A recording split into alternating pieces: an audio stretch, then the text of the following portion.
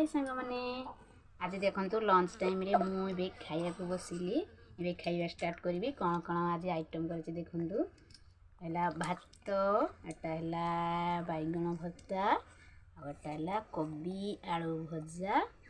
आटा मुठी शाग तरकारी देखु